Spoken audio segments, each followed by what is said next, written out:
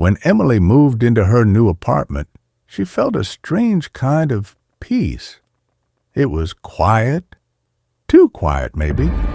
The building was old, creaky floors, yellowed walls, dim hallways, but the rent was cheap, and the landlord seemed friendly enough.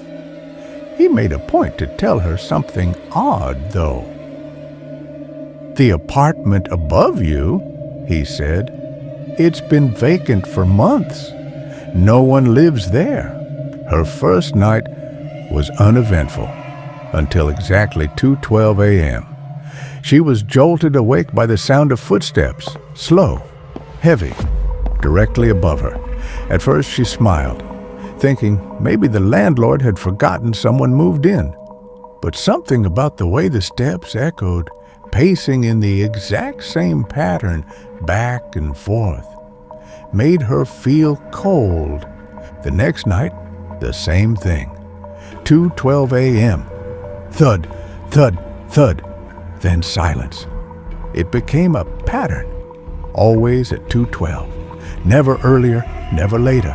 It wasn't just footsteps anymore. Sometimes she heard dragging, a low scraping noise like something being pulled across the floor above. Emily finally asked the landlord again. He raised an eyebrow. "Still hearing things?" he asked, annoyed. "There's nobody upstairs. The keys are right here." He opened a drawer and showed her a dusty set, untouched. "You're probably just hearing the pipes," he said. But she knew better. Pipes didn't walk. That night, she couldn't sleep. She sat on the edge of her bed, staring at the ceiling, waiting.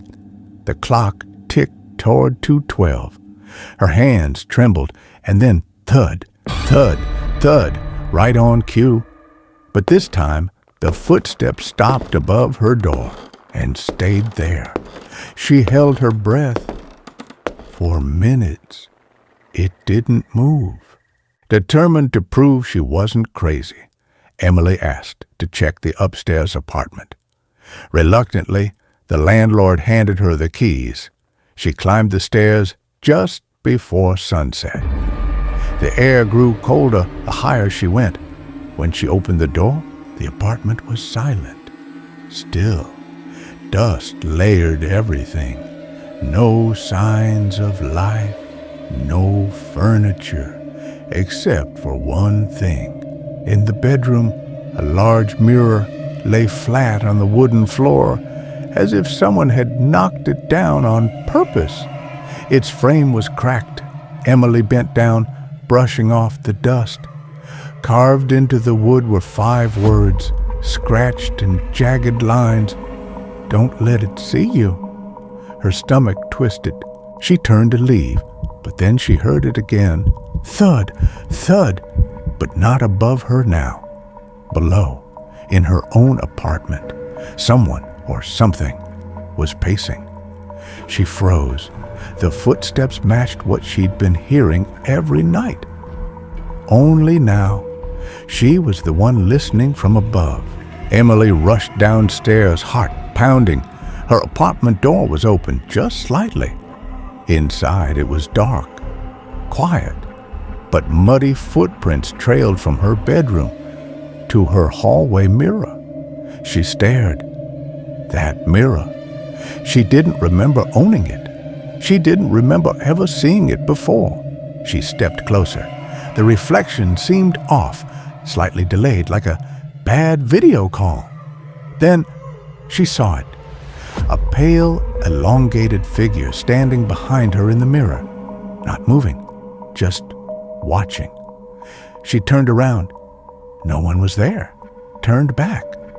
The figure was closer.